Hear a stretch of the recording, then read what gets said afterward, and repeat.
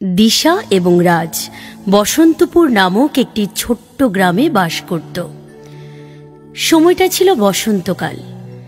গ্রামটি সবুজে মোড়ানো এবং ঠিক এই সময়ে প্রকৃতি যেন নতুন জীবন পেত।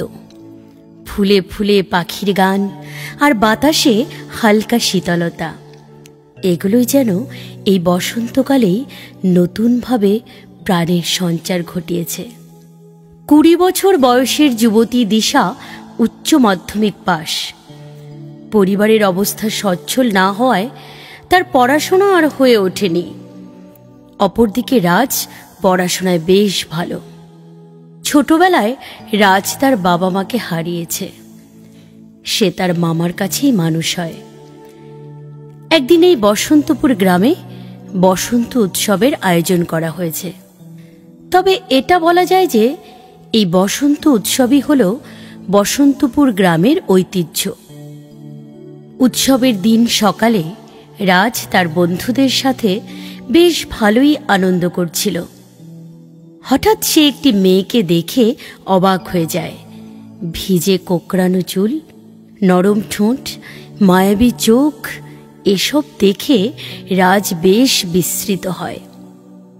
রাজ মনে মনে ভাবে, এত সুন্দর একটি মেয়ে সে আগে কখনো দেখেনি। তবে এই মেয়ে আর কেউ নয়, সে হলো দিশা। রাজ সবার চোখের আড়ালে সে মেয়েটির সাথে দেখা করতে যায়। তাদের দুজনের মধ্যে পরিচয় হয়। এই বসন্তে যেন তাদের ভালোবাসার এক শুভ সূচনা ঘটে।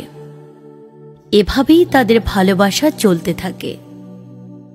বেশ কয়েক মাস কেটে যাবার পর রাজ একদিন বিয়ে করার প্রস্তাব দেয়, কিন্তু দিশা জানিয়ে দেয় যে সে তার বাড়ির অমতে কিছু করতে পারবে না।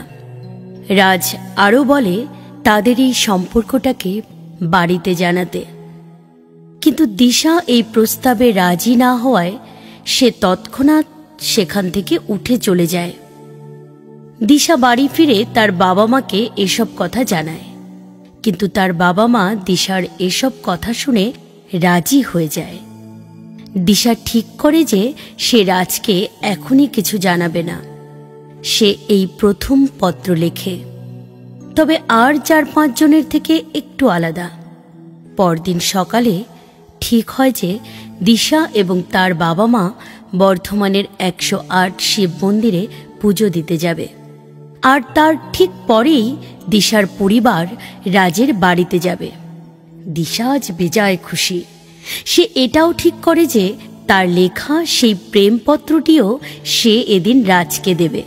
পরদিন সকালে রাজ শুনতে পায় দিশা এবং তার পুরো পরিবার এক পথ দুর্ঘটনায় মারা যায়।